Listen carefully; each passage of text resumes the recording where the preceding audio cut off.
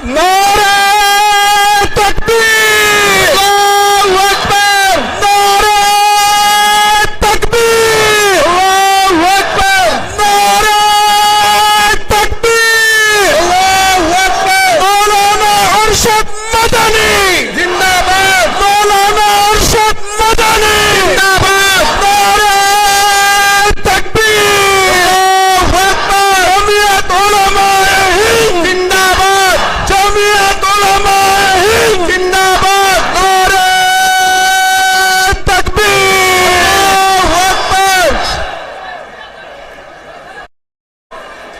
हिंदुस्तान जिंदाबाद, हिंदुस्तान जिंदाबाद, सेक्युलरिज्म जिंदाबाद, हिंदुस्तान जिंदाबाद, नारे तकबीर, अल्लाहु अकबर। फलस्तीन जिंदाबाद, जमहूरियत जिंदाबाद, नारे तकबीर, अल्लाहु अकबर। मदारिस इस्लामिया जिंदाबाद, नारे तकबीर, अल्लाहु अकबर। आप लोग अब सुकून भाई,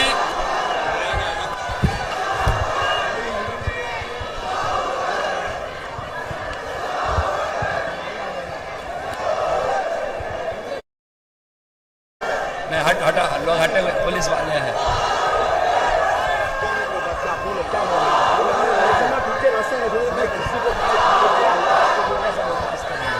भाई मजमा पीछे रास्ता नहीं छोड़ रहा है, छोड़ दे। हजरत आ गए बस।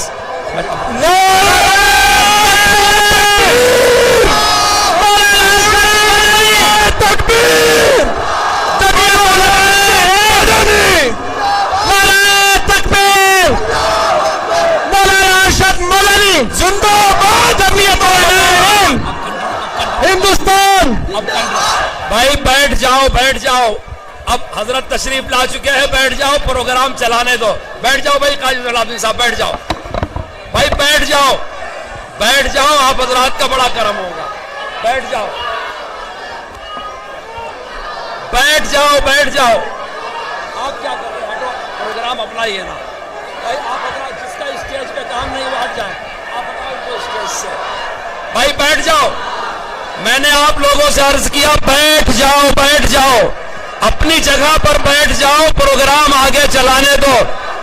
अरे भाई बैठ जाओ, क्यों नहीं बैठते? बैठो, ये इनको बैठाओ, बैठ जाओ। हमारे वॉलंटियर जो इनको बैठाओ, बैठाओ उनको, तैयब बैठाओ सबको, नियाज भाई बैठाओ। हजरत की बात तो सुनोगे, बैठ जाओ। जाकिर बैठाओ सबको, बैठो, जहां जो है बैठ जाओ। बैठा बैठा बरकतुल्लाह, बैठ जाओ, बैठ जाओ। माशाअल्लाह, देखो मजमा मान गया बात। अल्लाह ताला जज़ाए खैर दे, बरकत दे, कबूल फरमाए। भाई देखो मैं आपसे मना जाऊं,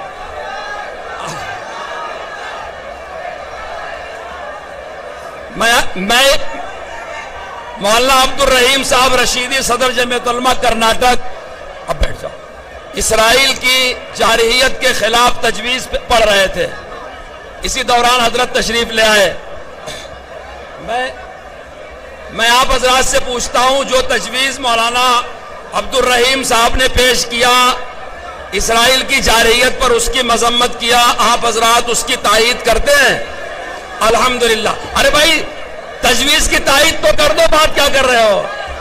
माशाअल्लाह, बैठ जाओ, बैठ जाओ, माशाअल्लाह। भाई जो लोग दाएं बाएं हैं हट जाएं, इनको हटाओ सबको।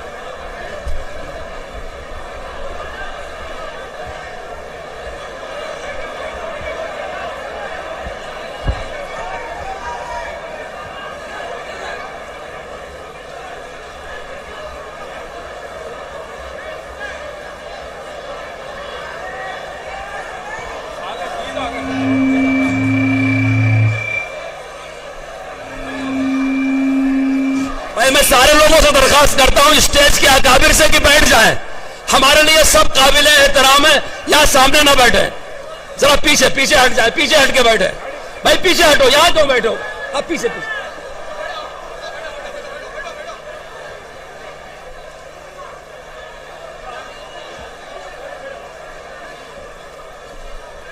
पूरे मजमुए से ख्वाहिश है कि अमन व इत्मीनान के साथ बैठे रहे। ہمارے درمیان قائد ملت اسلامیہ امیر الہند حضرت مولانا سید ارشد مدنی صاحب دامت برکاتہم تشریف فرما ہے۔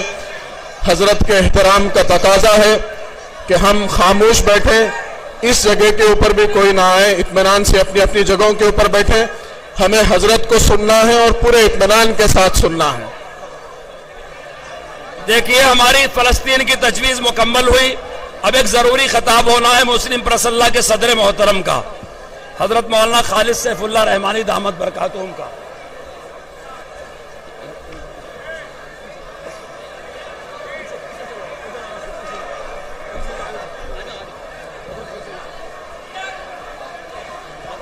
بس دیکھیے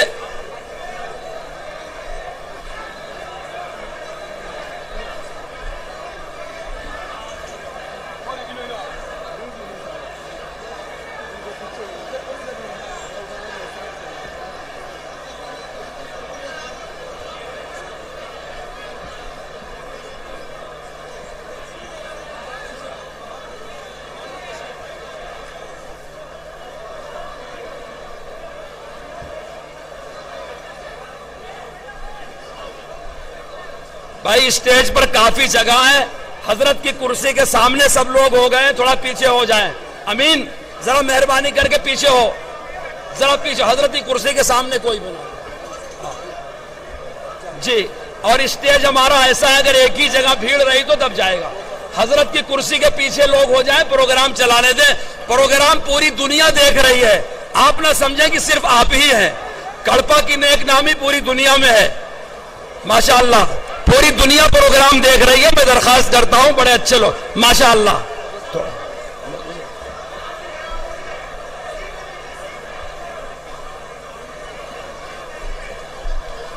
اب حضرت مولانا خالد سیف اللہ رحمانی صاحب خطاب فرمائیں گے۔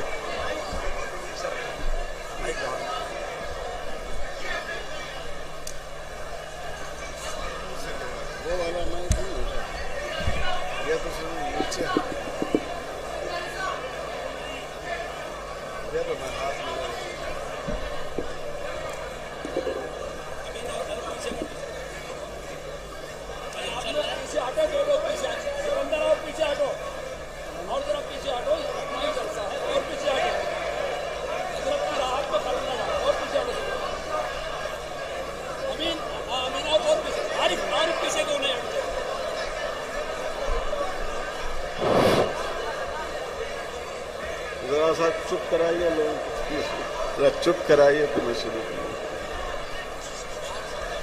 حضرت کا خطاب ہوگا، آپ حضرات سے خواہش ہے جو خاص طور پہ شام میں بیٹھے ہوئے ہیں، بچے بڑے کوئی بھی بات نہ کریں، 2 منٹ خاموش بیٹھو بیٹا، بیان شروع ہوگا۔ بسم اللہ الرحمن الرحیم، الحمد للہ رب العالمین، والصلاة والسلام على سید الانبیاء والمرسلین وعلى آلہ وصحبہ اجمعین ومن تبعهم بإحسان إلى یوم الدین۔ ہم سب کے بزرگ مخدوم اور ملت اسلامیہ ہند کے جرأت مند قائد حضرت مولانا سید ارشد مدنی صاحب دامت برکاتہم، حضرات علماء کرام، محترم بزرگوں، دوستوں اور دینی بھائیوں، یہ بڑا اہم اجلاس ہے اور صرف آندھرا پردیش کا اور کڑپا کا نہیں بلکہ پورے ملک کا ایک تاریخی اجلاس ہے۔ اس اجلاس میں بہت ہی اہم اور مفید تجویزیں آپ کے سامنے پیش کی گئی ہیں۔ چند منٹ میں آپ سے کچھ عرض کروں گا۔ میرے بھائیوں اور بزرگوں، ہمارا یہ ملک بہت خوبصورت اور بہت وسیع ملک ہے۔ اس ملک میں مسلمان کم سے کم 1200 سال پہلے آئے۔ انہوں نے اس ملک کی تعمیر میں، اس کی ترقی میں حصہ لیا اور آج اس ملک کے گوشے گوشے میں ان کی عظمت اور ان کی خدمت کے خوبصورت نقوش ثبت ہے۔ پھر ایک دور آیا جب اس ملک میں باہر سے آنے والے سفید فام انگریزوں نے قبضہ کر لیا۔ مسلمان اس ملک میں آئے تھے، وہ یہیں بس گئے تھے، انہوں نے اس کی دولت کو یہی استعمال کیا تھا، لیکن انگریز اس طرح آئے کہ انہوں نے یہاں سے دولت جمع کی اور اس کو سمندر پار اپنے ملک برطانیہ کو بھیجا اور یہ پورا ملک غلام بنا لیا گیا۔ پھر اس ملک میں آزادی حاصل کرنے کی لڑائی شروع ہوئی تو سب سے پہلی آزادی کی جنگ 1754 عیسوی میں ہوئی، جو سلطان ٹیپو شہید کے جو سراج الدولہ کے والد نے لڑی، اور 1757 میں دوسری بڑی جنگ ہوئی جو مرشد آباد بنگال میں لڑی گئی۔ سراج الدولہ اس میں ہندوستان کے قائد تھے، اللہ تعالیٰ کو منظور نہیں تھا اور اس میں ہندوستانیوں کو شکست ہو گئی۔ پھر مسلمان مسلسل آزادی کی لڑائی کے لیے کوشاں رہے، انہوں نے بکسر میں انگریزوں کا مقابلہ کیا، یہیں سے قریب سلطان ٹیپو شہید نے 1864 میں انگریزوں سے جنگ کی اور اس میں شہید کر دیے گئے۔ پھر 1857 آیا جس کو لوگ غدر کہتے ہیں، یہاں سے برادران وطن آزادی کی اس لڑائی میں ان کی شرکت شروع ہوئی۔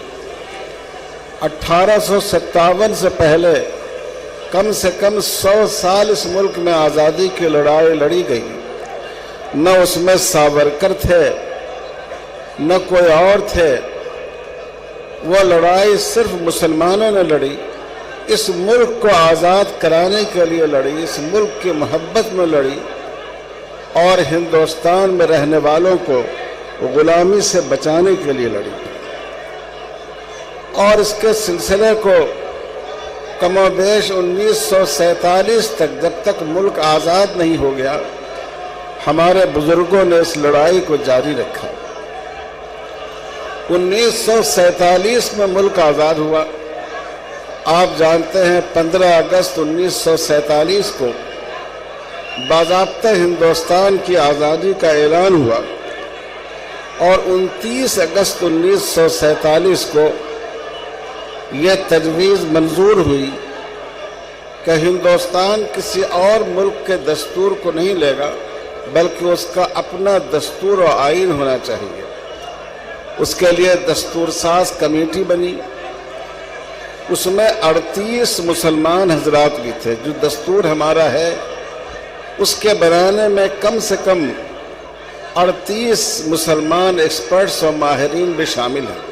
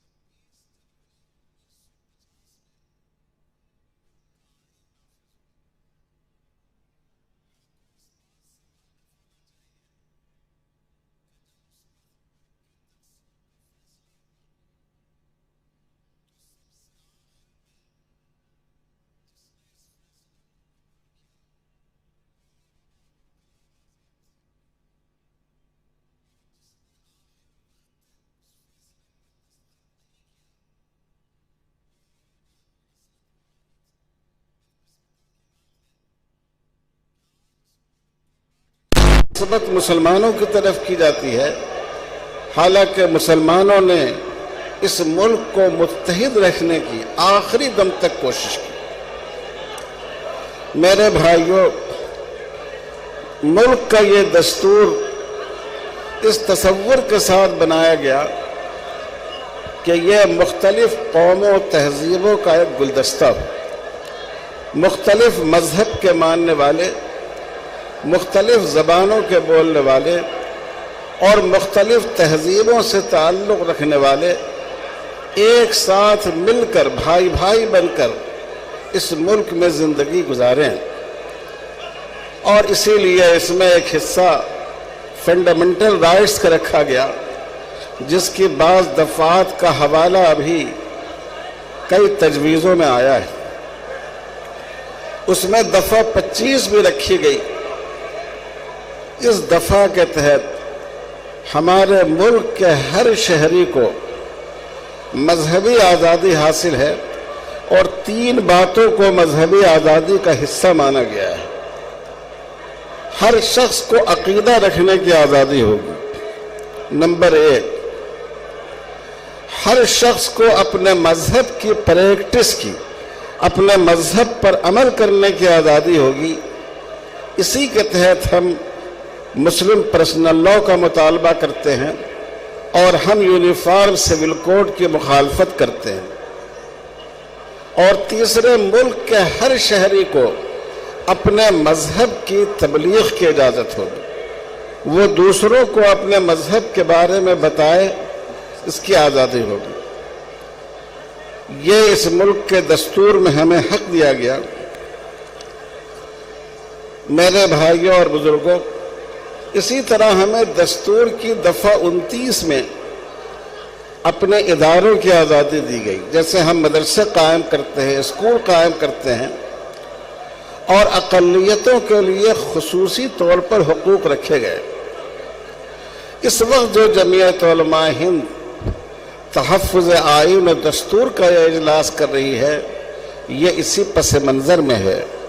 मुसलमानों से मजहबी आज़ादी छीनी जा रही है, मुसलमानों से शरीयत पर अमल करने का हक छीना जा रहा है, मुसलमानों को अपने मजहब की तबलीग से मना किया जा रहा है, मुसलमानों को उनके मदारिस और उनके इदारों पर हमला किया जा रहा है।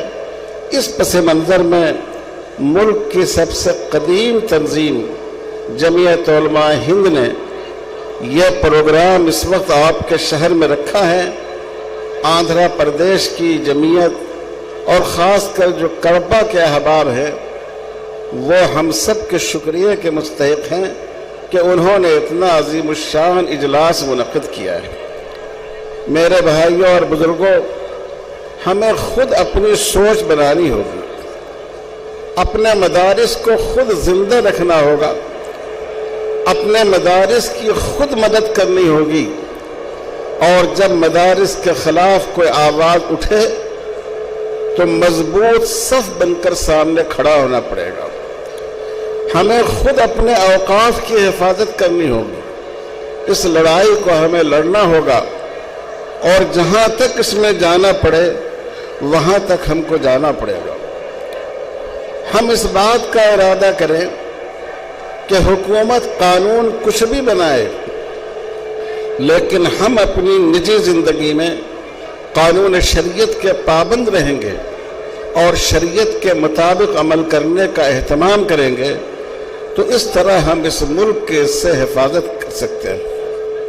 मेरे भाइयों और बुजुर्गों, हम लोग हिंदुस्तान की हुकूमत से अपील करते हैं कि चाहे औकाफ का मसला हो या यूनिफॉर्म सिविल कोड का मसला हो, वो कोई भी ऐसा कानून बनाने से गुरेज करे जिससे मुसलमानों का बुनियादी मजहबी हक मुतासर होता हो। केरला से लेकर कश्मीर तक और आसाम से लेकर मुल्क की आखिरी सरहदों तक हर मुसलमान की और इस मुल्क के हर इंसाफ पसंद शहरी की यह आवाज़ है। इतना बड़ा ठाटे मारता हुआ मजमा, जाहिर है कि इसमें कड़पा और उसके मुजाफात के और आंध्र प्रदेश के लोगों की बड़ी तादाद है। اس کے حوالے سے میں اس ریاست کے چیف منسٹر جناب چندرا بابو نائیڈو سے جمعیت علماء ہند کی طرف سے بھی، آل انڈیا مسلم پرسنل لا بورڈ کی طرف سے بھی اور اس مجمع کی طرف سے بھی اپیل کرتا ہوں کہ اس وقت جو گورنمنٹ اوقاف کا اس نے ترمیمی بل بنایا ہے جس کا مقصد مسلمانوں کے اوقاف پر قبضہ کرنا ہے، ان کا چہرہ ایک سیکولر چہرہ سمجھا جاتا ہے، مسلمانوں نے ان کو ووٹ دیا ہے، اور نہ صرف آندھرا پردیش اور یہ تلگو ریاستیں بلکہ پورے ملک کے مسلمان ان کو امید کی نظر سے دیکھتے ہیں، وہ پوری قوت سے اس بل کی مخالفت کرے، وہ اس کو پاس نہیں ہونے دے، وہ یو سی سی کے منصوبے کی بھی مخالفت کرے اور اس ملک میں سیکولرزم کی حفاظت کا، یہاں کے سمویدھان کی حفاظت کا ایک مضبوط ذریعہ بنے۔ اس طرح پورے ملک میں ان کی قیادت کو قبول کیا جائے گا اور اقلیتوں کا، انصاف پسند شہریوں کا اور ریاست آندھرا پردیش کی حکومت خاص طور پر اپنی ذمہ داری کو محسوس کرے اور ملک کی سب سے بڑی اقلیت بلکہ دوسری اکثریت کی آواز کو سمجھے۔ یہ مظلوموں کی آواز ہے اور یہ انصاف پسندوں کی آواز ہے۔ اللہ تعالیٰ اسے آسان فرمائیں۔ والسلام علیکم ورحمۃ اللہ وبرکاتہ۔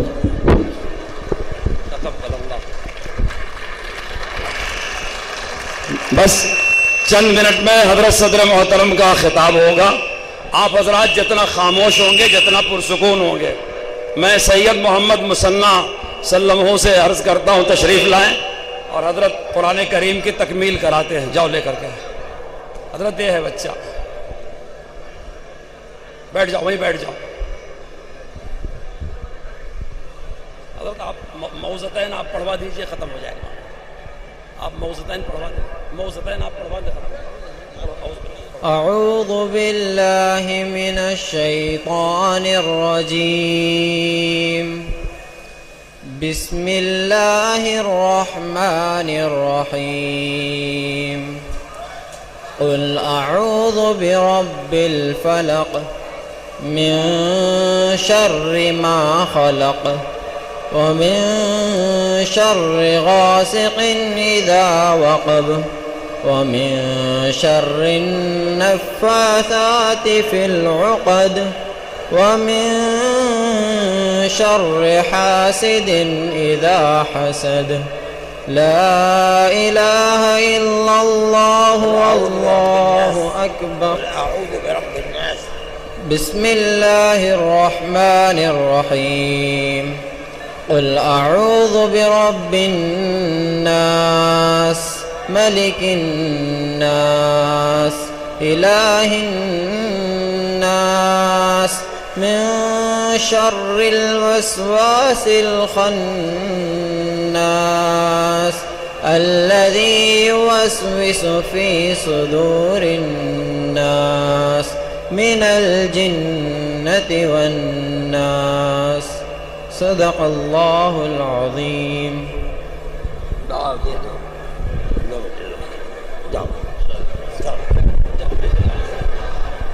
میں جمعیت علماء کڑپا کے صدر سید حامد حسین صاحب سے درخواست کرتا ہوں کہ ڈائس پہ تشریف لائیں اور کلمات تشہد اور شکریہ کے کلمات پیش فرمائیں۔ اسی طرح مولی اسد صاحب سے درخواست ہے کہ وہ حضرت کے سامنے 5 لاکھ دستخط والے کاغذات رکھ دیں۔ السلام علیکم ورحمۃ اللہ وبرکاتہ۔ محمد صلی اللہ رسول الکریم۔ ان کے بارے میں کیا کہنا ہے؟ 5 لاکھ اللہ تعالیٰ کا کرم اور فضل ہوا، اللہ تعالیٰ آج ہمارے اس پروگرام کو کامیاب کیا۔ یہ 3 نومبر کو دلی میں جو جمعیت کا پروگرام ہوا تھا، اس دن ہمارے قائد ملت حضرت مولانا ارشد مدنی دامت برکاتہ نے وہیں اعلان کیا تھا کہ کڑپا میں ہم ایک پروگرام کریں گے اور 5 لاکھ افراد کو وہاں جمع کریں گے۔ اللہ تبارک و تعالی حضرت کی بات کی جو ہے لاج رکھا اور آج جو ہے الحمدللہ 5 لاکھ تو تجاوز کر گیا ہے۔ یہ اللہ کا کرم ہے, اللہ کا فضل ہے. اللہ تعالیٰ حضرت کی زبان کی لاج رکھ لیا اور آج یہاں پورے رائلسیما سے, ہر منڈل سے, رائلسیما کے ہر منڈل سے آئے ہوئے ہیں, آندھرا پردیش کے پورے ڈسٹرکوں سے آئے ہوئے ہیں سارے لوگ. اور دوسری بات, ہر مسلک کے لوگ اس پروگرام کی تائید کیے ہیں, تمام مسلک کے لوگ. اور ہمارے کڑپے میں جتنے آستانے ہیں, آستانے محدیمیہ, آستانے بخاریہ, آستانے مرادیہ, آستانے شاہمیریہ, تمام آستانوں نے اللہ کا کرم ہے ہمارے اس پروگرام کی تائید کی, تمام مسلکوں نے اس پروگرام کی تائید کی, اور تمام مشائخ بورڈ نے بھی ہمارے اس پروگرام کی تائید کی. اور سب سے بڑا اللہ کا کرم اور فضل ہے کہ ہمارے پولیس ڈپارٹمنٹ نے بھی جو ہمارے اس پروگرام کی بہت مدد کی, اور ہمارے ڈسٹرکٹ کلکٹر صاحب نے بھی ہمارے پروگرام کی تائید کی, اور بلکہ ہمارے چیف منسٹر صاحب چندر بابو نائیڈو صاحب بھی جو ہمارے اس پروگرام کی تائید کیے ہیں, وہ بھی آنا چاہتے تھے, کسی وجہ سے نہیں آ سکے. اور یہاں کے ہمارے لوکل MLA صاحب اور ہمارے MP صاحب, یہ تمام لوگوں کی طرف سے ہمارے اس پروگرام کی تائید ہوئی ہے. ہمارے اس پروگرام کے لیے ہمارے تمام آندھرا پردیش کے ائمہ, خطبہ, علماء, سب مشائخین نے اس پروگرام کی تائید کی. ہمارے حضرت مولانا ارشد مدنی صاحب یہ بھی مشائخین میں سے ہیں, یہ بھی جو ہے سادات میں سے ہیں. اللہ تعالیٰ ان کا سایہ ہمارے سر پر قائم رکھے, اور اللہ تعالیٰ حضرت سے اور ہم سے ہماری سرپرستی فرمائے. اللہ تعالیٰ سے دعا کرتا ہوں کہ اللہ تعالیٰ اس پروگرام کو قبول فرمائے, اور آپ سب کا, تمام مسلمانوں کا, تمام لوگوں کا جو بھی اس پروگرام میں آئے ہیں, سب کو شکریہ ادا کرتا ہوں. اور اگر کوئی ہمارے طرف سے پروگرام کے کرنے میں کوئی کمی پیشی ہے تو اس کی میں معافی چاہتا ہوں. بہت کچھ کرنے کے باوجود میں سمجھتا ہوں کچھ کمی پیشی ہو گئی ہوں گی. ہم کو اللہ تعالیٰ ہم سب کو معاف فرمائے, آپ کو ہی معاف فرمائے. اللہ تعالیٰ ہمارے اس پروگرام کو قبول فرمائے, اور بغیر کوئی تاخیر کے اب ہم انشاءاللہ حضرت کی بات کو سنیں گے. جزاک اللہ. میں حامد بھائی کا شکریہ ادا کرتا ہوں اور ان کے جمعیت کے لوگوں کا. دیکھیے حضرت نے, بھائی میری بات سن لو, نعرے نہ لگاؤ. حضرت صدر محترم نے 3 نومبر والے اندرا گاندھی انڈور اسٹیڈیم میں آندھرا کے مسلمانوں سے یہ توقع کیا تھا کہ ہم 5 لاکھ کا مجمع کڑپے میں اکٹھا کر دیں گے. رپورٹ یہ ہے کہ مجمع 5 لاکھ سے زیادہ ہے. اللہ آنے کو قبول فرمائے. میرے دوستو, حسین احمد کے بیٹے پہ ہے ایسا فضل ربانی, اسی پر ناز کرتی ہے فقیری ہو کی سلطانی. سنو ارشد, اسی شیر خدا کا نام نامی ہے کہ جس کے خوف سے باطل کا پتا ہو گیا پانی. میں نے اپنی قوم کو آواز دیا, وہ آئی بھی ہے, اس نے دستخط کر کے 5 لاکھ دستخطوں کے ساتھ اس ریاست کے وزیر اعلیٰ سے یہ مطالبہ کر رہی ہے میری قوم کہ آپ 2024 امینڈمنٹ بل کو مکمل رد کر دیجئے, اس کا سپورٹ نہ کیجئے. یہ 5 لاکھ دستخط کا مسودہ سامنے رکھا ہے, حضرت کے ہم نے سامنے رکھا ہے. جن ائمہ نے, علماء نے, طلبہ نے, جمعیت کے خدام نے دستخط کرائے ہیں, میں ان کا شکریہ ادا کرتا ہوں. میں ان کی کما کو احترام نہیں کر سکا, خدمت نہیں کر سکا, معذرت چاہتا ہوں. حضرت کا خطاب شروع ہوگا اور حضرت کے دعا پہ ہی مجلس کا اختتام ہوگا. آپ حضرات جیسے آئے ہیں بڑی عافیت کے ساتھ واپس جائیں, عشاء کی نماز نہ چھوڑیں. 7 شادی خانوں میں آپ کے کھانے کا انتظام ہے, رائے چوٹی کے روڈ پر آپ کے کھانے کا انتظام ہے, کوڈور روڈ پر آپ کے کھانے کا انتظام ہے, کرلول روڈ پر آپ کے کھانے کا انتظام ہے, پلی وندرا روڈ پر اپنے کھانے کا انتظام ہے. جن لوگوں نے انتظام میں جس طرح کا حصہ لیا ہے ہم سب سے شکریہ ادا کرتے ہیں. آپ کھا کر کے عشاء کی نماز پڑھ کر کے واپس ہو جائیں. میں حضرت سے درخواست کرتا ہوں میری مداخلت گستاخیوں کو معاف فرمائیں, اپنے خطاب سے سرفراز فرمائیں. نعرہ تکبیر, نعرہ تکبیر. حضرت مولانا سید ارشد مدنی, حضرت مولانا سید ارشد مدنی, جمعیت علماء ہند, نعرہ تکبیر. اب بیٹھ جاؤ, سارا مجمع بیٹھ جائے, حضرت کی تقریر سنیں. بھائی بیٹھ جاؤ, سارے مجمع والے بیٹھ جاؤ, والنٹر حضرات بھی بیٹھ جائیں. بارک اللہ, تقبل اللہ. بیٹھ جاؤ, جہاں جگہ ملے وہیں بیٹھ جاؤ. الرحيم الحمد لله نحمده. یہ نہیں چالو ہو رہا تو چالو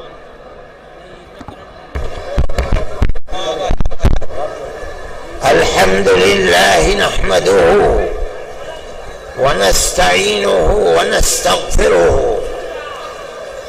ونؤمن به ونتوكل عليه ونعوذ بالله من شرور أنفسنا ومن سيئات أعمالنا. من يهده الله فلا مضل له ومن يضلله فلا هادي له. ونشهد أن لا إله إلا الله وحده لا شريك له. ونشهد أن سيدنا ومولانا محمدا عبده ورسوله. أما بعد، علماء کرام، ارباب سیاست اور قرب و جوار سے آندھرا پردیش کے آئے ہوئے لاکھوں فرزندان توحید، میں آپ حضرات کا بڑا ممنون و مشکور ہوں کہ آپ جمعیت علماء ہند کی آواز پر اپنے کاروبار اور اپنی مشغولیتوں کو چھوڑ کر دیوانہ وار اس اجتماع میں لاکھوں کی تعداد میں شرکت کے لیے تشریف لائے. جمعیت علماء ہند کوئی سیاسی جماعت نہیں ہے. اقتدار کی کرسی پر کون بیٹھتا ہے، کون جاتا ہے، کون الیکشن لڑتا ہے، کون الیکشن میں کامیاب ہوتا ہے، کون ناکام ہوتا ہے، جمعیت علماء ہند کو ملک کی آزادی کے بعد سے اس سے کوئی دلچسپی نہیں ہے. لیکن ہم ایک جماعت اور مذہبی جماعت ہیں. ہمیں ملک سے محبت ہے، ملک ہمارا ہے. ہمارے آباء و اجداد ہزاروں سال سے اس ملک میں رہتے چلے آئے ہیں. ہم ملک میں امن و امان، بھائی چارگی، محبت، ایک دوسرے کے ساتھ پیار و محبت کے ساتھ رہنے کو ترجیح دیتے ہیں. اور ہم یہ سمجھتے ہیں کہ جب تک ملک میں پیار و محبت رہے گا ملک چلے گا اور عزت و آبرو کے ساتھ چلے گا. اگر پیار و محبت کو آگ لگ گئی، ایک دوسرے کے دکھ اور سکھ میں شریک ہونا چھوٹ گیا تو یہ ملک برباد ہو جائے گا، تہس نہس ہو جائے گا. ہم نے اسی لیے آپ کو دعوت دی تھی. اگرچہ حضرت مولانا خالد صاحب نے ملک کی آزادی کے سلسلے میں آپ کے سامنے حقائق کو رکھا ہے، آپ نے سنا ہے، لیکن یہ بات بھی بتائی کہ ہم نے دلی کے اجلاس میں یہ سمجھ کر کہ ملک کی حکومت جو یکساں سول کوڈ یعنی یونیفارم سول کوڈ کا نعرہ بلند کر رہی ہے، وہ گورنمنٹ اس وقت اپنے پیر کے اوپر کھڑی ہوئی نہیں ہے، بلکہ دو بیساکھیوں کے اوپر ہے۔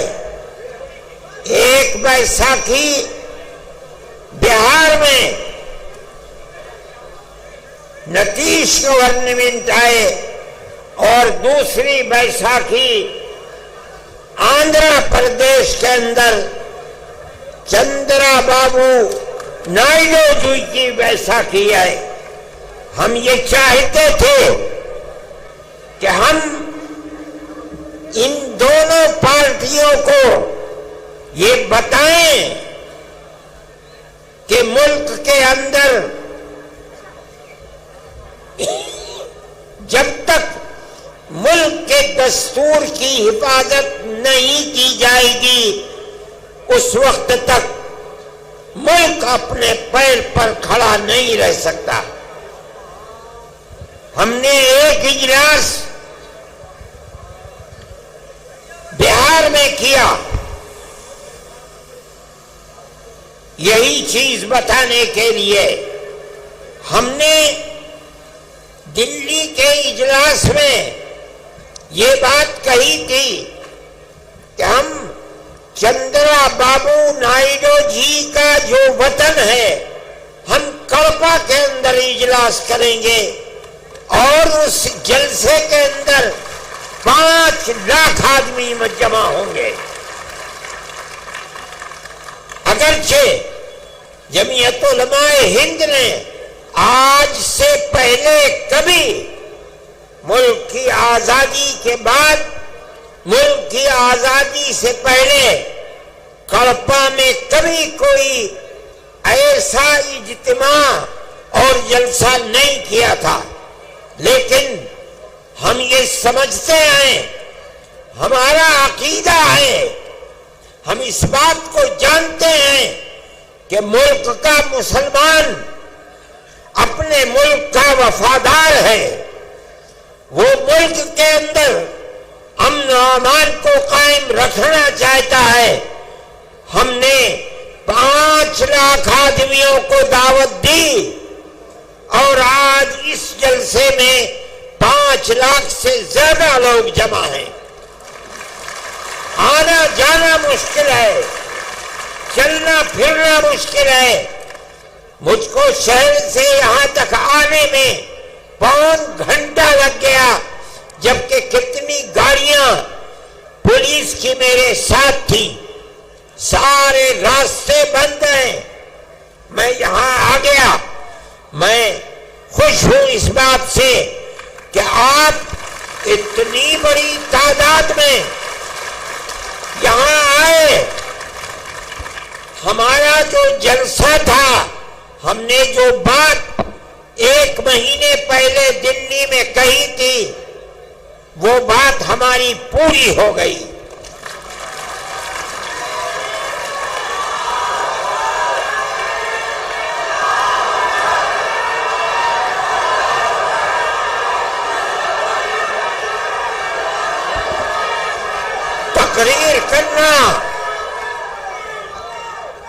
تقریر کرنا ہمارا مقصد نہیں تھا، ہمیں تو گورنمنٹ کو یہ دکھلانا تھا، چندرا جی کی گورنمنٹ کو، کہ آپ جس صوبے اور اسٹیٹ کے چیف منسٹر ہیں وہاں کا مسلمان چاہتا کیا ہے۔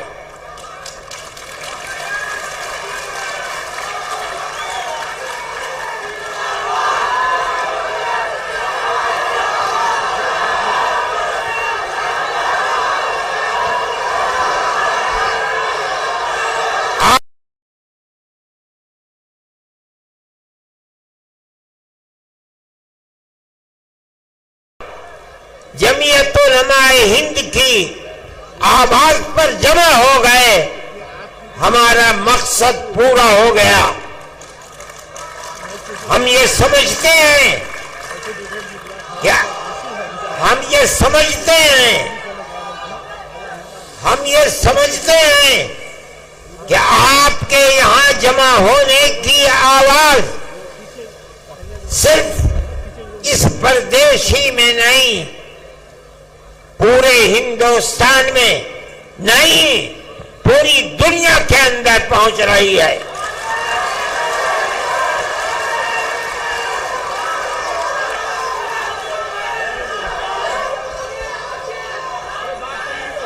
ہم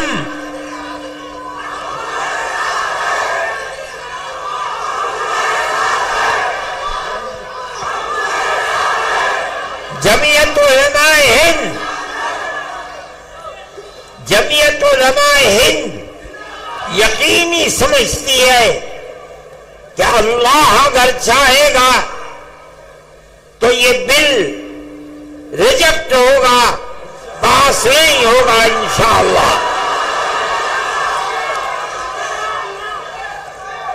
آپ کی گورنمنٹ جن بیساکھیوں کے اوپر بی جے پی گورنمنٹ ٹکی ہوئی ہے، آپ کی گورنمنٹ اس آواز کے بعد جو آج آپ آواز دے رہے ہیں، یقیناً اس بل کی مخالفت کرے گی۔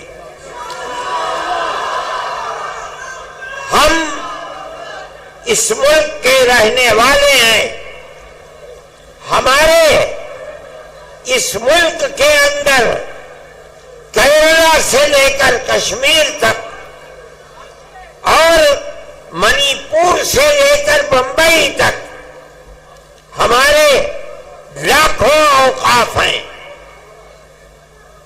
آج سے نہیں، اس ملک میں مسلمان 1300 سال سے رہتا ہے، 1300 سال سے کیرالہ سے لے کر شمالی ہندوستان تک، مغربی ہندوستان سے لے کر مشرقی ہندوستان تک 1300-1400 سال سے ہمارے اوقاف ہیں۔ بڑی بڑی مسجدیں ہیں، دلی کی جامع مسجد سے بادشاہوں کی بنائی ہوئے بڑی بڑی مسجدیں ہیں۔ آج تک قانون یہ تھا کہ جو قبرستان ہے یا مسجد ہے یا خانقاہیں ہیں، اگرچہ ان کے کاغذات نہیں ہیں، لیکن ان کی صورت یہ بتا رہی ہے کہ وہ مسجد ہے، اس کا مطلب ہے کہ وہ مسلمانوں کا وقف ہے۔ اس لیے جو پرانا دستور تھا وقف کا، اس میں یہ بات لکھی ہوئی ہے کہ جو مسجد ہے اس کو وقف مانا جائے گا۔ چنانچہ آج تک 1300 سال سے کاغذات میں اس کو وقف ہی بتایا جاتا ہے۔ یہ پرانا وقف ایکٹ تھا۔ ملک کی بدنصیبی ہے کہ آج جس ترمیمی بل کو لا کر ہمارے سر کے اوپر پہنایا جا رہا ہے، وہ یہ کہتا ہے کہ اگر وقف کے کاغذات نہیں ہیں تو اس کو وقف نہیں مانا جائے گا۔ ہم 1300 سال پہلے کے کاغذات کہاں سے لے آئے؟ 600 سال، 700 سال، 800 سال، 500 سال کے کاغذات کہاں ملیں گے؟ لیکن ہمارا یہ عقیدہ ہے، ہم مسلمان ہیں، مسجد خدا کا گھر وہی معتبر ہوگا جو وقف زمین کے اوپر ہے، جو زمین اللہ کی زمین ہے، کوئی اس زمین کا مالک نہیں ہے، کسی کی زمین کو چھین کر مسجد نہیں بنائی جا سکتی، اگر بنی ہے ہم اس کو مسجد نہیں سمجھتے۔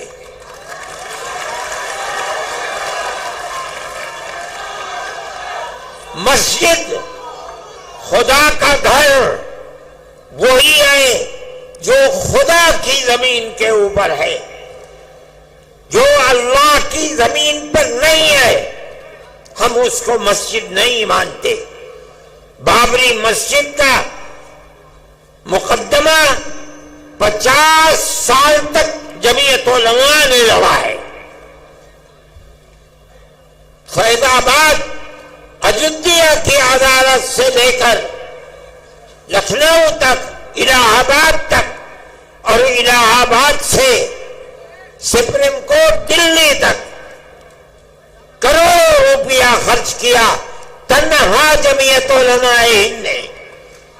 ہم کہتے تھے کہ اکھاڑے والے یہ کہہ رہے ہیں کہ یہاں مندر تھا، بابر نے مندر کو توڑ کر مسجد بنائی ہے۔ ہم کہہ رہے تھے، ہم نے عدالتوں میں کہا، پلیٹ فارموں پر کہا، سپریم کورٹ میں کہا کہ اگر یہ قانوناً ثابت ہو جائے کہ بابر نے مندر کو توڑ کر رام جنم بھومی میں مسجد بنائی ہے، ہم چھوڑ دیں گے۔ لیکن اللہ کو کچھ اور منظور تھا، مسجد کی کھدائی ہوئی کوئی چیز نہیں ملی۔ جب سپریم کورٹ کا فیصلہ آیا تو مکمل فیصلہ ہے، لکھا ہوا، اعلان ہوا اس کا کہ مسجد اپنی جگہ پر مسجد ہے، کسی مندر کو توڑ کر مسجد نہیں بنائی گئی۔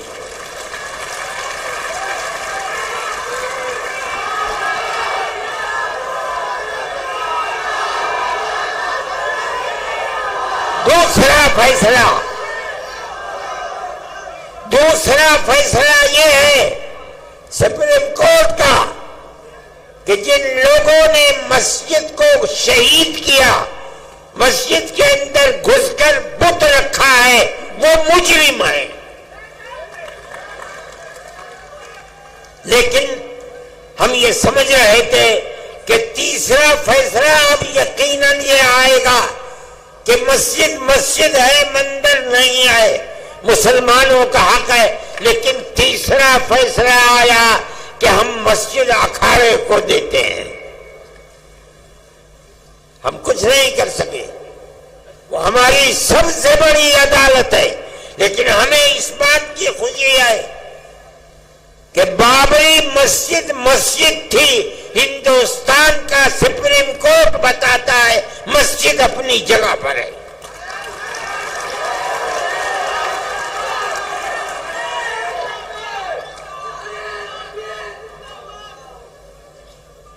آج اس کو مندر بنا دیا، لیکن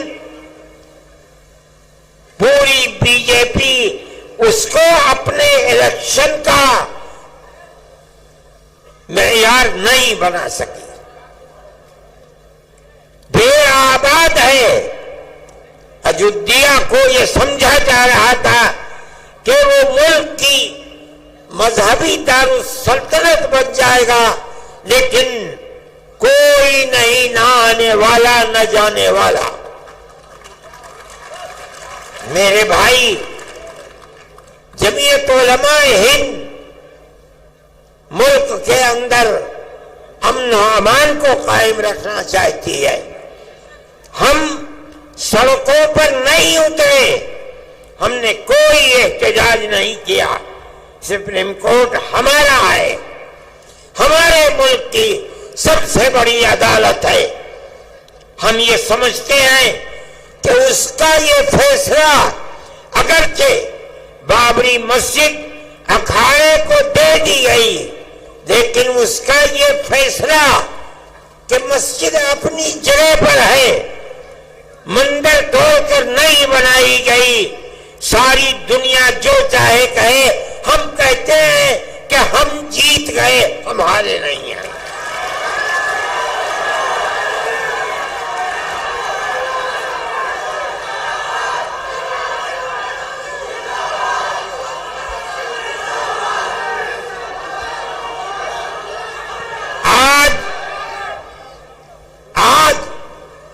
یہ مسئلہ وقف کا چلا دیا، ایک وقف کا قانون بنا ہوا ہے، ملک کی آزادی سے پہلے سے بنا ہوا ہے۔ اس کے اندر جمعیت علماء نے اپنے بڑے بڑے اجتماع کر کے اس کی کمزوریوں کو دور کرایا، اور آج وہ قانونی بل ہے۔ اس کے اندر یہ بات ہے، وقف بائی یوزر، کہ جو وقف کی حیثیت سے، مسجد کی حیثیت سے، درگاہ کی حیثیت سے، خانقاہ کی حیثیت سے، قبرستان کی حیثیت سے 100، 200، 3، 4، 5، میں کہتا ہوں 1300 سال سے چلا آ رہا ہے۔ اس کے کاغذات ہیں یا نہیں ہیں؟ چونکہ اس کی صورت وقف کی ہے، اس کی صورت عبادت گاہ کی ہے، سینکڑوں سال پرانا ہے، اس لیے اس کو وقف ہی مانا جائے گا۔ اسی قانون پر عدالتوں کے فیصلے ہیں، وقف کونسل کے فیصلے ہیں، وقف بورڈ کے فیصلے ہیں۔ کیوں؟ اس لیے کہ ہندوستان میں مسلمان اسلام کا ماننے والا ہے۔ قانون یہ ہے کہ جو وقف ہے وہ وقف ہی رہے گا، جس کی صورت وقف کی ہے اگرچہ اس کے کاغذات نہ ہو، اس کو وقف ہی مانا جائے گا۔ آج تک اسی کے اوپر عمل ہو رہا ہے۔ آج یہ ترمیمی بل، میں جس کی صورت کو برا سمجھتا ہوں، وہ ترمیمی بل یہ آ رہا ہے کہ اگر کاغذات نہیں ہیں اس وقف کو وقف نہیں مانا جائے گا۔ اس کا مطلب ہے کہ گورنمنٹ اس کو کھا جائے گی۔ ہمارے ہزاروں اوقاف، لاکھوں اوقاف، 800 سال، 700 سال، 600 سال پرانے بڑی بڑی مسجدیں ہیں، اور ان سے ملحقہ زمینیں ہیں جن کو یہ گورنمنٹ کھانا چاہتی ہے۔ ہم نے آپ کو جمع کیا ہے تاکہ آپ اپنی صوبائی گورنمنٹ کے سامنے اپنے اس نظریے کو رکھیں کہ مذہبی اعتبار سے ہمارے اوقاف ہیں، اس کے خلاف اگر کوئی نیا بل آتا ہے جو ہماری ان اوقاف کو ہڑپ جانے کے لیے قانون بناتا ہے، ہم اس قانون کو قبول کرنے کے لیے تیار نہیں ہیں۔ نعرہ تکبیر، جمعیت علماء ہند، مولانا ارشد مدنی۔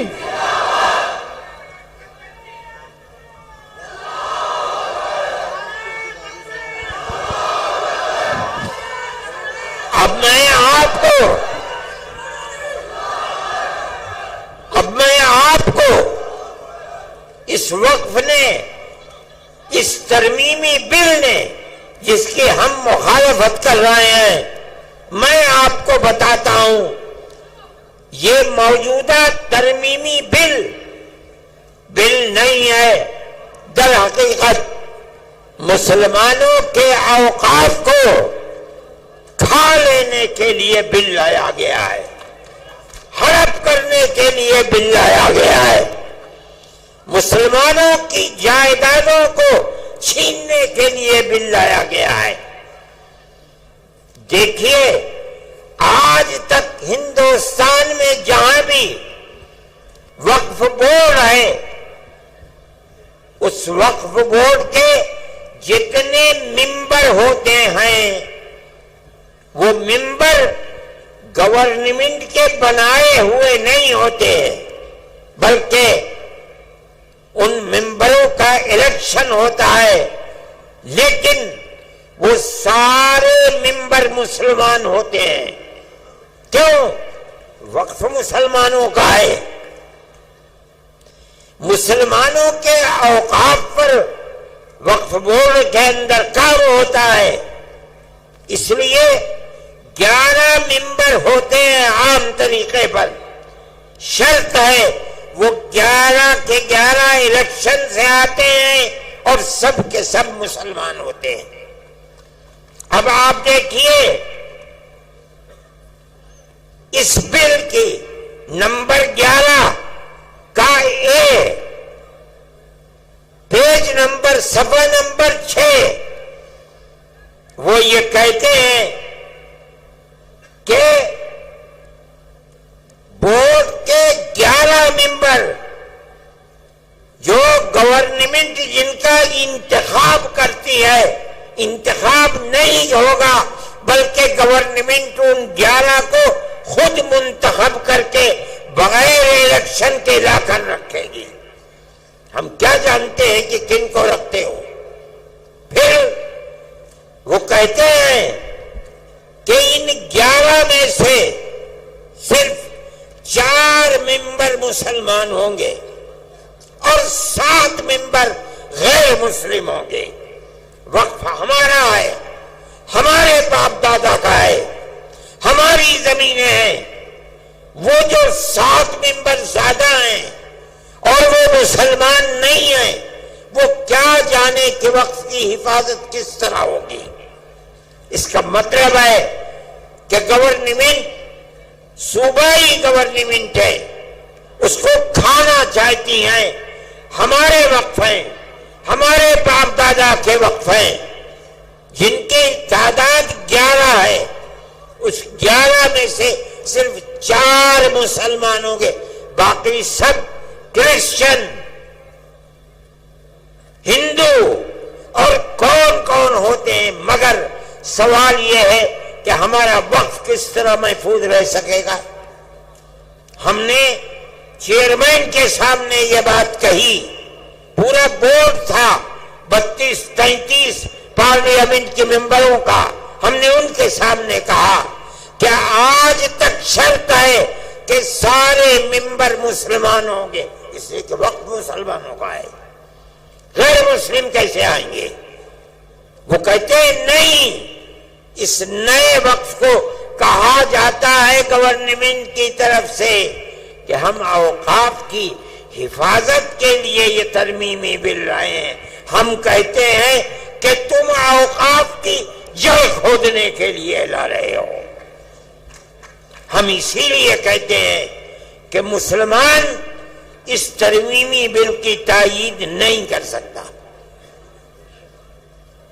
اسی لیے ہم نے چیئرمین کے سامنے کہا، پارلیمنٹ کے ممبروں کے سامنے کہا، ہم آپ کے سامنے کہہ رہے ہیں کہ آپ ان کی کمزوریوں کو سمجھیے۔ یہ کہہ رہے ہیں کہ ہم مسلمانوں کے اوقاف کی حفاظت کے لیے ترمیمی بل لائے ہیں۔ ہم کہتے ہیں جھوٹ بول رہے ہو، تم اوقاف کو مسلمانوں کی آگ لگانے کے لیے یہ بل لائے ہو۔ دوسری بات،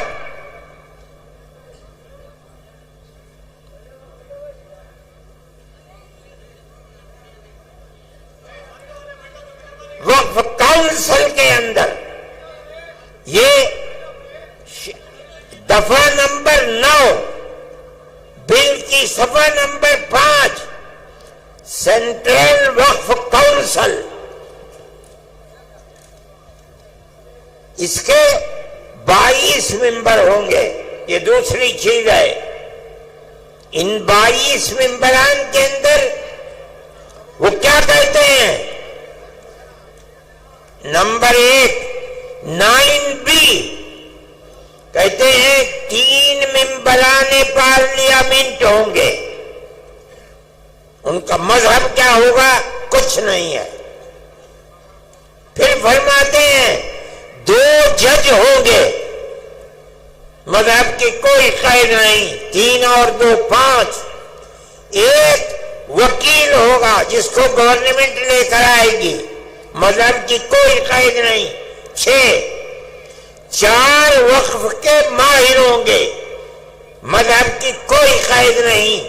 6 اور 4 10 مرکزی حکومت کا 1 ملازم ہوگا، مذہب کی کوئی قید نہیں ہے.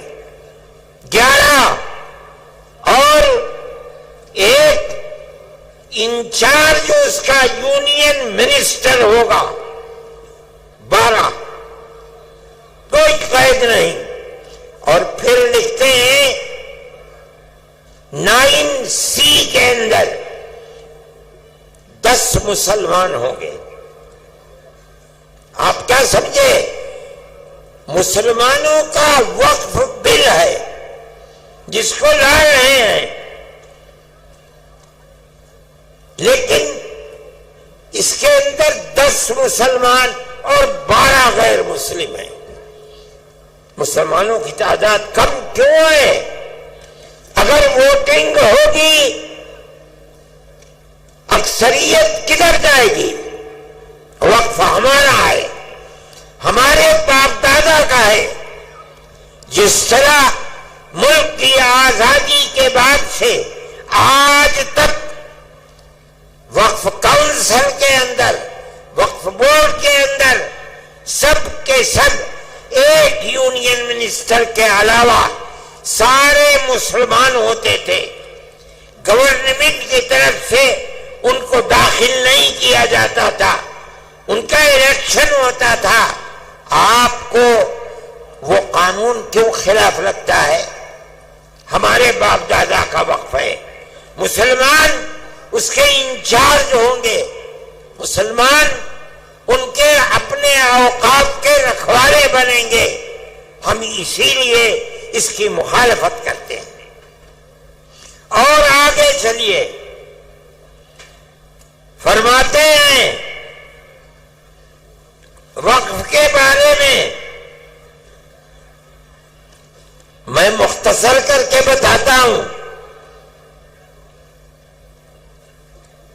وقف کے ہونے یا نہ ہونے کا فیصلہ وقف بورڈ کیا کرتا ہے.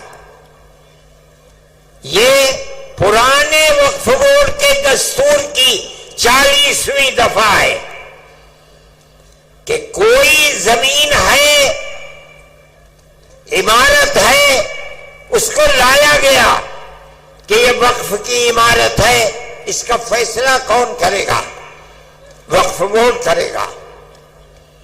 یہ جو موجودہ ترمیم ہے اس کا دفعہ نمبر 20 صفحہ نمبر 9 یہ کہتا ہے کہ ہم دفعہ 40 کو ختم کرتے ہیں.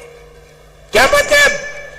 بورڈ کو یہ اختیار نہیں ہے کہ وہ کسی چیز کے وقف ہونے کا فیصلہ کرے. یہ فیصلہ ہمارا ہوگا، گورنمنٹ فیصلہ کرے گی یا کلکٹر فیصلہ کرے گا، وقف بورڈ فیصلہ نہیں کرے گا. وقف بورڈ کے ناک، کان، ہاتھ، پیر کاٹ دیے گئے. آگے کہتے ہیں 3 دفعات ہیں. دفعہ 107 آج کے وقف کے اندر یہ دفعہ ہے 107. کیا ہے؟ اگر کسی آپ کے شہر کی عمارت میں کوئی آدمی 50 سال سے قبضہ کیے ہوئے ہے، اتنے لمبے قبضے کے بعد مالک اگر چھوڑانا چاہتا ہے تو چھوڑا نہیں سکتا. اس کو رہتے رہتے اتنا حق ہو گیا کہ اب اس جائیداد کو جو چھوڑا نہیں سکتا. یہ قانون ہے 1963 کا. لیکن جو پرانا وقف بورڈ تھا اس کے اندر یہ بات تھی کہ اگر یہ جائیداد وقف جائیداد ہے تو وقف بورڈ اس کو چھوڑا سکتا ہے. میری اور آپ کی اگر اپنی جائیداد ہے اور آدمی 50 سال سے 60 سال سے اس میں رہ رہا ہے, ہم اس کو نہیں چھوڑا سکتے. لیکن اگر وہ جائیداد وقف جائیداد ہے اور اس جائیداد پر کسی نے قبضہ 50 سال سے 60 سال سے کر رکھا ہے, وقف بورڈ کو یہ اختیار حاصل ہے کورٹ میں جائے اس کو چھوڑنا پڑے گا. کیوں؟ یہ وقف جائیداد ہے. آج یہ قانون کہتا ہے کہ ہم اس نئے قانون کے اندر دفعہ 107 کو ختم کرتے ہیں اور کہا جا رہا ہے کہ ہم یہ لا رہے ہیں اوقاف کی حفاظت کے لیے. ایسا جھوٹ بولا جا رہا ہے. یعنی اگر وقف مقبرے کے اوپر, مان لیجئے مسجد کے اوپر, پنجاب میں مسجدوں کے اندر لوگ رہتے ہیں, مسلمان چلے گئے, اس قانون کے اعتبار سے اگر وقف بورڈ جائے اور جا کر یہ کہے کہ اس مسجد کو خالی کرو, پرانا وقف قانون کہتا ہے خالی کرنا پڑے گا. لیکن یہ کہتا ہے کوئی ضرورت نہیں ہے, اس نے ہمارے وقف کو کھا لیا. اور آگے چلیے, دفعہ 108 میں کوئی پاکستان چلا گیا, اس کی جائیداد فوراً کسٹوڈین نے اپنے قبضے میں کر لی. آپ لوگ بھی جانتے ہوں گے, جو لوگ گئے ہیں ان کی جائیدادیں کسٹوڈین میں چلی گئی. لیکن اگر وہ وقف کر کے گیا ہے تو وہ وقف کسٹوڈین میں نہیں جائے گا. قانون آج تک یہی ہے. اب آپ سنیے, یہ ترمیمی بل کہتا ہے کہ ہم دفعہ 108 کی پرانی وقف بورڈ کو ختم کر دیں گے. کیا مطلب ہے؟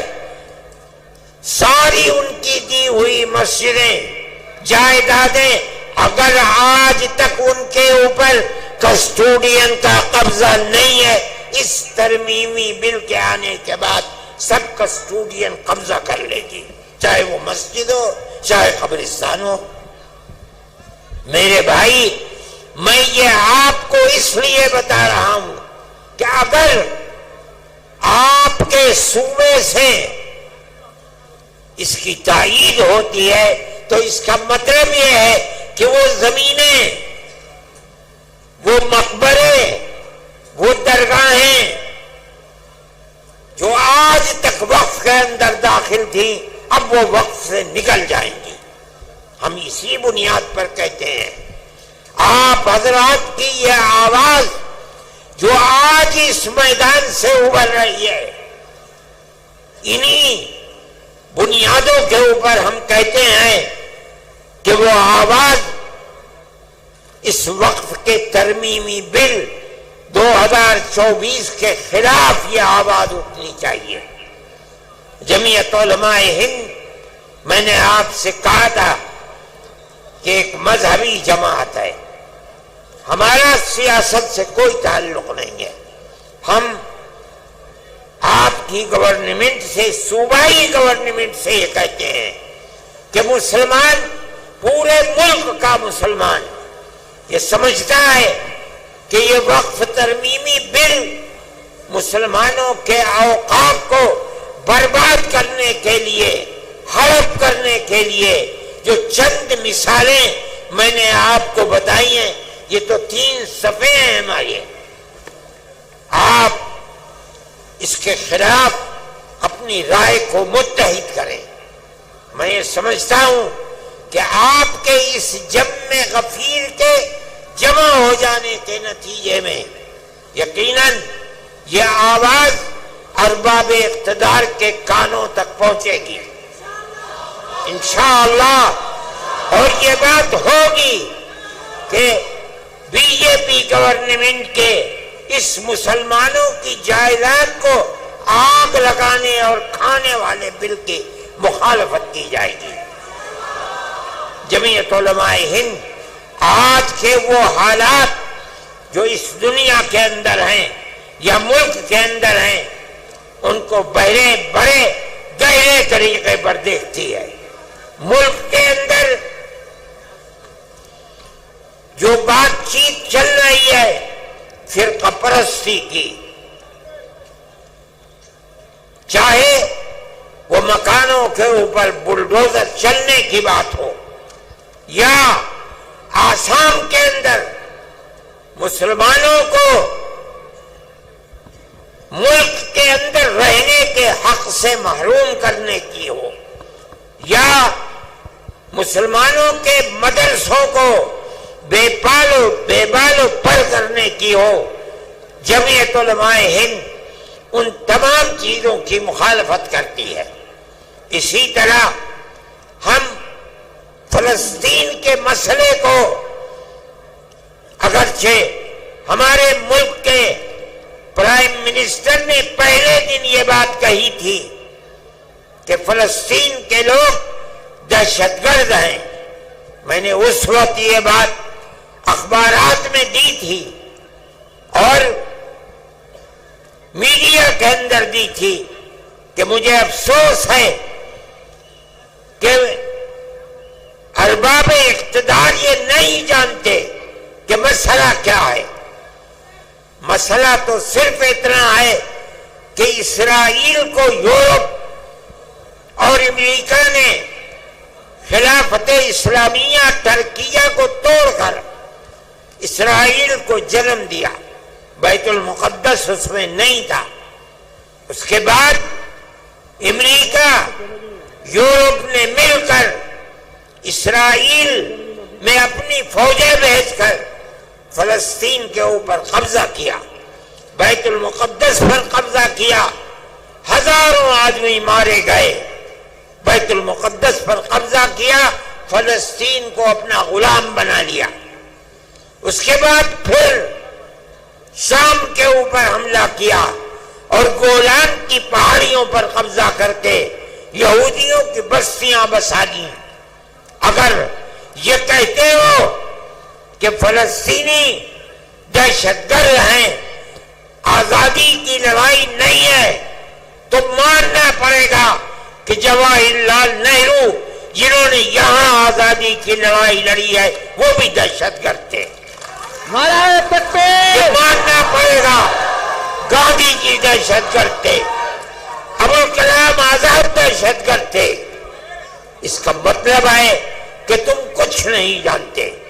ان کا موقف بدلا، اب وہ یہ کہتے ہیں کہ ہم فلسطینیوں کے ساتھ ہیں۔ ہم یہ سمجھتے ہیں کہ جو کچھ اسرائیل کر رہا ہے وہ تنہا اسرائیل نہیں ہے، پورے امریکہ کی طاقت، امریکہ کے اسلحے، امریکہ کے بمبار طیارے، سب کچھ اسرائیل کے ساتھ ہیں، اور مسلمان بچوں کو، عورتوں کو، بوڑھوں کو، جوانوں کو مارا جا رہا ہے اور ان کو بھوک کی تپش کے اندر ان کی جان نکالی جا رہی ہے۔ ہم اس کے مخالف ہیں۔ ہم یہ سمجھتے ہیں کہ جو دنیا کے اندر ہو رہا ہے دنیا مخالفت کر رہی ہے، وہ اسرائیل کو ظالم سمجھتی ہے، لیکن اس کے باوجود بھی اسرائیل کا معاملہ تھمنے کو نہیں آ رہا ہے۔ ہم مخالف ہیں، دنیا میں سب کو جینے کا حق ہے، اسی طریقے سے فلسطینیوں کو بھی جینے کا حق ہے۔ دوسری بات، ہم یہ بات کہتے ہیں کہ ملک کا دستور جمعیت علماء کے لوگوں کا بنایا ہوا دستور ہے۔ مولانا ابوالکلام آزاد، مفتی کفایت اللہ، مولانا حسین احمد مدنی، مولانا حسرت موہانی یہ وہ لوگ ہیں جو ہندوستان کے دستور کو بنانے کے اندر شریک ہیں. اس لیے کہ جیسے جیسے ملک کی آزادی قریب آتی تھی جمعیت علماء بار بار کہتی چلتی تھی ہم سے وعدہ کرو کہ ملک جب آزاد ہوگا تو ملک کا دستور سیکولر دستور ہوگا. گاندھی جی، موتی لال نہرو، جواہر لال نہرو، گوبند بلبھ پنت، لوگ وعدہ کرتے چلتے تھے پوری کانگریس کہ ملک کا دستور سیکولر دستور ہوگا. وہ دستور کی دفعات جن کے اندر مذہب کو زندہ رکھنے اور زندگی کے ساتھ ضمانت دی گئی ہے، مولانا ابوالکلام آزاد، حسرت موہانی، مفتی کفایت اللہ کی بنائی ہوئی دفعات ہیں. آج ان دفعات کو یہ کہا جا رہا ہے کہ یہ دفعات بڑھائی ہوئی دفعات ہیں. کسی کو کچھ پتہ نہیں ہے. آج جو لوگ اقتدار پر ہیں انہیں پتہ نہیں کہ ملک کی آزادی میں قربانی کنہوں نے دی ہے، ملک کا دستور کیا کہہ رہا ہے، انہیں کسی چیز کا پتہ نہیں. مجھے حیرت ہوئی جس دن پٹنے میں ہمارا جلسہ تھا، مجھے لوگوں نے پرائم منسٹر کا ویڈیو سنایا جس میں پرائم منسٹر یہ کہہ رہے تھے کہ ہندوستان کے دستور کے اندر کہیں وقف کا ذکر نہیں ہے. میں نے اپنے سر کو پیٹا. ملک کا وزیر اعظم یہ کہتا ہے، اس کا مطلب یہ ہے، میں نے کہا کل کو تم کہنے لگو گے کہ ملک کے دستور کے اندر حج کا کوئی ذکر نہیں ہے، پرسوں وہ کہو گے کہ ملک کے دستور میں نماز کا کوئی ذکر نہیں ہے، اگلے دن کہو گے کہ ملک کے دستور میں روزے کا کوئی ذکر نہیں، مسجد کا کوئی ذکر نہیں. ارے اللہ کے بندے، اسلام اور مذہب کی ضمانت ملک کے دستور میں دی گئی ہے. یہ ہمارا مذہب ہے.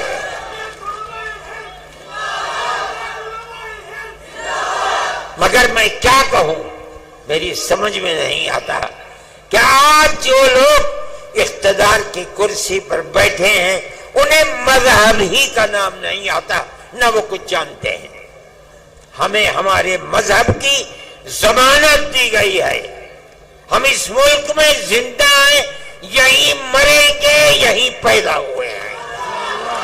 اور مولانا ارشد مدنی، ہندوستان، نعرہ تکبیر، آئین ہند. اپنے مذہب کے ساتھ زندہ رہیں گے. ہمارا ایمان ہے، ہمارا مذہب مرنے والا مذہب نہیں ہے. جنہوں نے ہمارے مذہب کو مارنے کے لیے اپنے تیر و تفنگ چلائے ہیں وہ خود مٹ گئے، مذہب اسلام سے.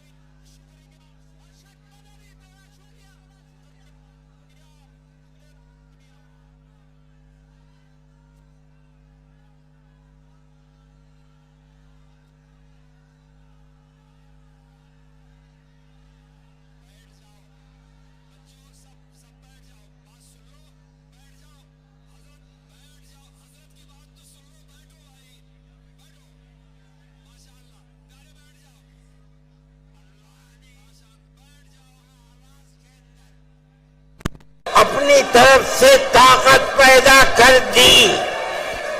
یہ اللہ کا احسان ہے. اللہ چاہے گا تو وہ ہمارے خاص طور پر اس مذہبی معاملے میں ہماری مدد کرے گا، بلکہ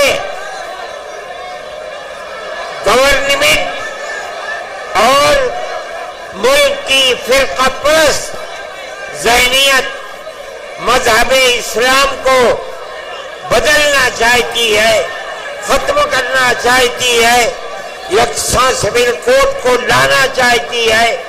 وہ لوگ انشاءاللہ ناکام و نامراد ہوں گے اور مذہب اسلام انشاءاللہ زندہ رہے گا. میں آپ سب کا اور جن لوگوں نے اس اجلاس کے لیے دامیں درہمیں سخنیں مدد کی ہے، میں ان سب کا اور انتظامیہ پولیس والوں کا، ارباب سیاست کا جو یہاں ہیں، میں اپنے دل کی گہرائیوں سے ان سب کا شکریہ ادا کرتا ہوں. اللہ تعالی آپ حضرات کے آنے کو قبول فرمائے. آپ جس طرح خیر و عافیت کے ساتھ آئے ہیں، آمین کو حضرت دعا فرما رہے ہیں. خیر و عافیت کے ساتھ دعا ہو رہی ہے، آمین کہو. دعا ہو رہی ہے، سکون سے آمین کہیں. جہاں جہاں ہمارے والنٹیئر اور پولیس والے ہیں وہ اپنا محاذ سنبھال لیں تاکہ مجمع سکون سے نکل جائے. حضرت دعا فرما رہے ہیں. اللہم انا نشہدک انت اللہ آمین لا الہ الا آمین انت الاحد الصمد الذي لم يلد ولم يولد ولم يكن له كفوا احد. آمین. اللهم صل على سيدنا عبدك ورسولك محمد النبي الأمي وعلى آله وأصحابه وأهل بيته وبارك وسلم كما تحب وترضى عدد ما تحب وترضى. آمین. اے اللہ ہمارے اس اجتماع کو مقبول فرما لے. آمین. اے اللہ تمام ہر طرح کی مدد کرنے والوں کی مدد کو قبول آمین. فرما. اللہم آمین. جو لوگ دور دور سے آئے ہیں خیر و عافیت کے ساتھ ان کو واپس بھی فرمائیے. آمین.